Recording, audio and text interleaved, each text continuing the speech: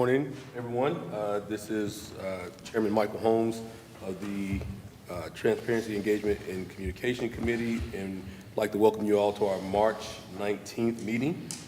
In chambers with me today are all members of the Tech Committee. We have Mayor Pro Tem Britt Moore, Councilmember Dr. Patrick Harmon, and Councilmember Amanda Cook. We have a few items on the agenda today, and we'll start with item 2025-083. Resilience High Point Compassion Charter, and that presentation will be given by Assistant City Manager Damon Duquesne. Good morning, Chairman, members of the committee. As requested, staff has provided Resilient High Points Compassion Charter for your discussion. That's the end of my presentation. I can't say that I'm upset at the brevity of your. I'm sorry. David, we love you. What's that? I'm trying to break a record here. Dr. Harmon, if you have any comments on the Compassion Charter, I know this is a project that's dear to you. Yes. The last Tech Committee meeting, we had a presentation from Resilience High Point about the origins of the Compassion Charter and some of the strategies that Resilience High Point is implementing to make a compassionate city. The ask is for the city to consider adopting the charter. And I want to say it fits in with a lot of the activities we're doing. It gives a framework and a why for why we're doing some of these things as a council and as a city. The 2045 plan talks about cultivating a sense of community and unity. And then our strategic plan actually talks about a resilient community, which is Resilience High Point's work. So why are we doing fair housing? Why are we doing the Wine High Point Commission? It gives us a language and a framework that we're trying to become a compassionate city by looking at all segments of our society, of our city, and make it a better place for everybody. Because we can't have a resilient community without social capital. And there's been a lot of research about the impact of social trust and social capital having a positive influence on economic productivity. So there's an economic benefit to having a compassionate city as well. So. Any other questions or comments from members of the Tech Committee? I would just say that I think in light of the things that we've faced and challenges in the city of High Point with food insecurity, with housing, things of that nature, us taking a clear-eyed view on how this city builds its economy from the ground up, from the bottom up, I think that takes some compassion. And I think especially in the environment that we're in today, that's sorely needed. So I know that this was an information-only session item, but if the desire of the Tech Committee is to move this to full council for a decision on adoption, I will entertain a motion to do so. Yes, I'll make a motion to forward this to the full city council for consideration of adoption. We got a motion by Councilman Harmon and a second by Councilwoman Cook. Any discussion on the motion? Yeah, well, if we move this forward,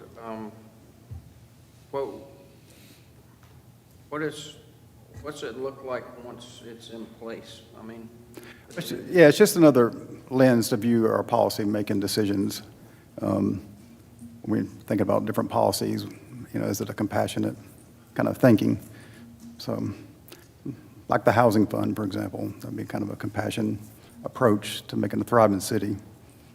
So, if you look at some of the language in the charter, talks about building a healthier and safer community for our neighbors, encouraging collaboration, stewarding resources, and that sort of thing. So it's just a lens to view the work of the city. And I guess I think a lot of what's in there we already are. So I'm just trying to.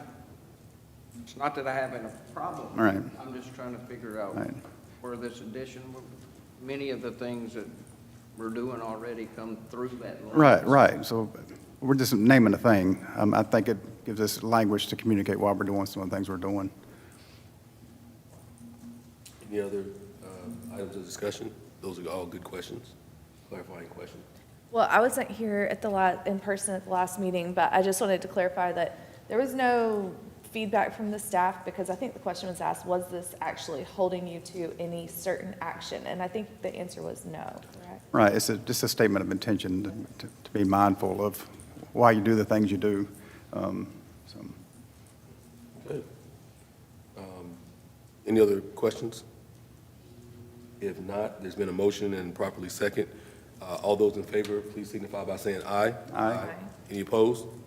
That motion carries. Thank you. Next up, we have item 2025-101, Invisio Solutions Strategic Initiative Application Update. And we've got Meredith Martin, our Strategic Initiatives Manager. Good morning, committee members. I'm just going to provide you a brief overview or refresher of what Invisio is, and then we'll jump into the demonstration of what the final product may look like once we get there.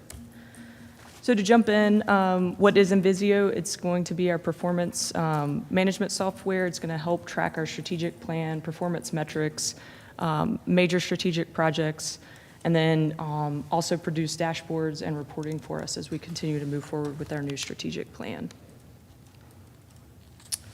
So our progress overview thus far, we've had several things simultaneously taking place as we implement Invisio, including the creation of our new strategic plan, reviewing all our performance metrics and data that we have in-house, as well as reviewing what should be determined as key performance indicators that attach to our strategic plan.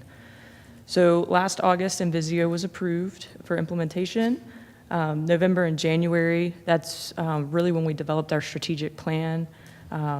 We also utilized our Invisio coaching pilot program for performance management with 2 departments, and that went really well. We received good feedback from the 2 departments that participated. And then earlier this month, we presented the strategic plan. We're presenting this now, and then we'll move forward from there. So again, excuse me, the Invisio scope of work, it will include the strategic plan framework work cascading from the goals down to the objectives, the initiatives, and then it will also have a roll-up of key performance indicators into that, as well as all our major strategic projects. It will also hold performance metrics beyond our key performance indicators. So if departments are wanting to utilize this with data that they have to report to the state or that they want to use internally, it can house that information separately as well. Then it also has a capital projects component to the application. And so not only will it have those major strategic projects that are attached to the strategic plan, we can eventually add in our kind of CIP projects or any other projects that we want to build upon that dashboard separately. And then finally, it will help us produce reports, quarterly reports to you all, as well as public-facing dashboards that track our performance metrics, strategic plan, and then a place similar to the current bond tracker site that's on our website now for those capital projects as we move forward.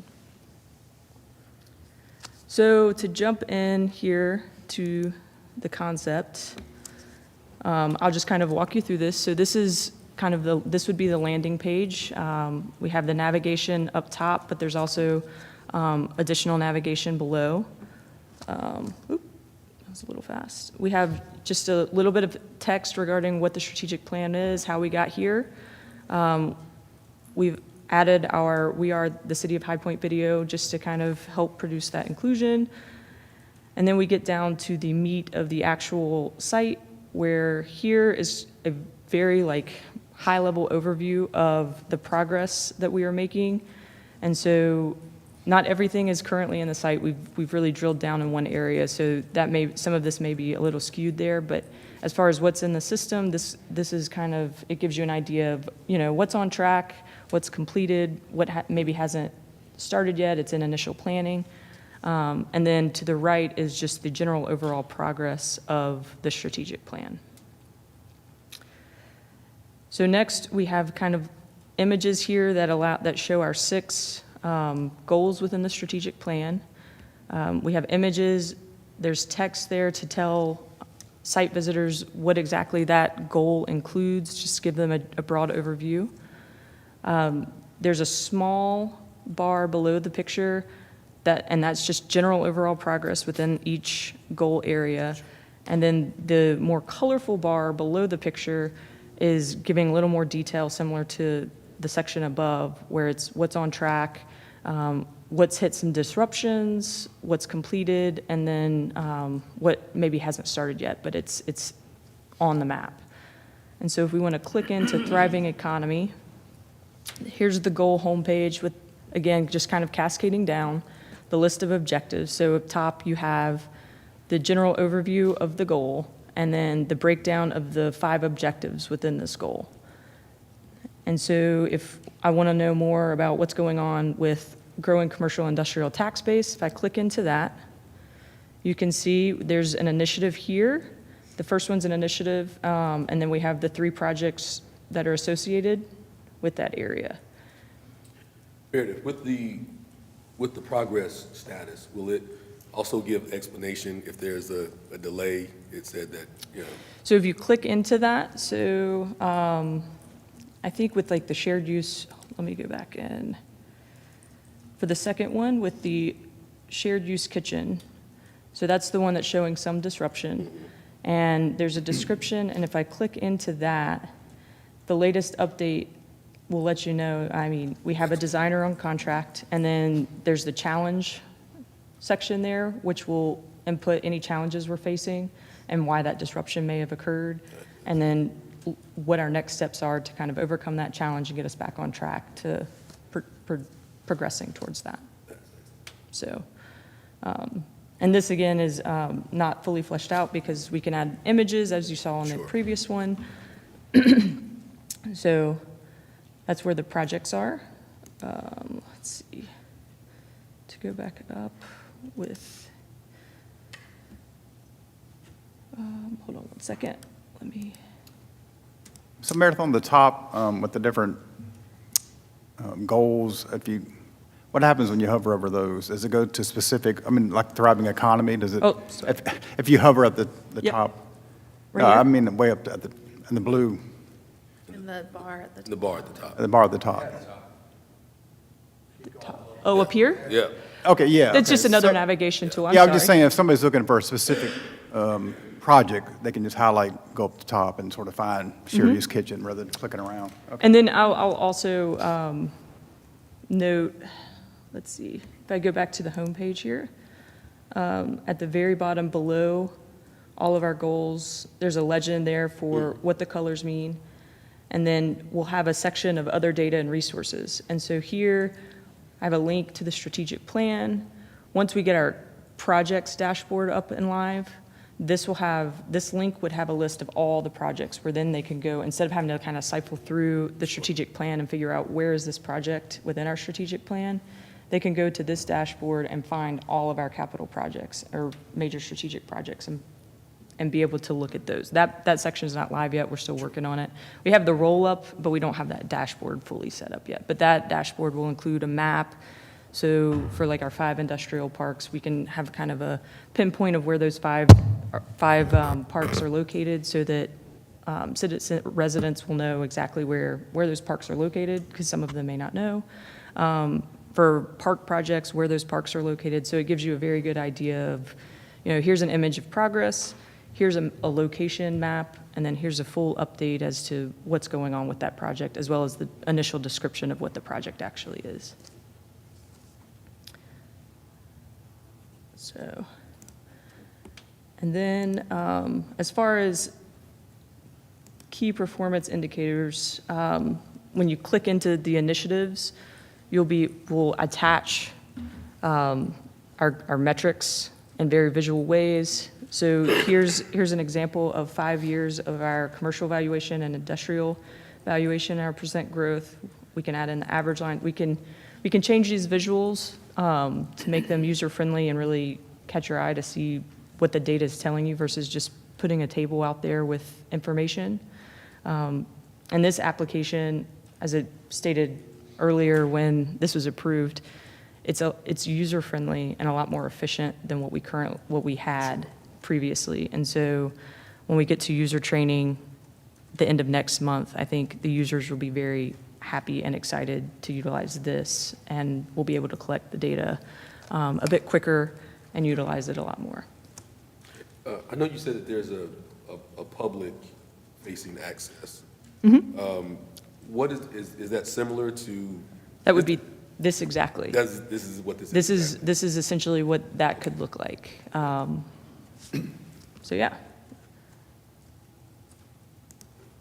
And that's kind of just generally what it is, what it would look like moving forward. Just kind of wanted to make you aware of what we're progressing towards, and obviously there will be some changes here and there as we move towards the final product, but just wanted to see if you all had any feedback, any thoughts.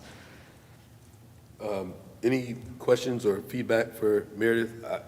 I just want to say I think this is an excellent initiative and development for our community. I'm one who likes to give more information, not less, more access to information.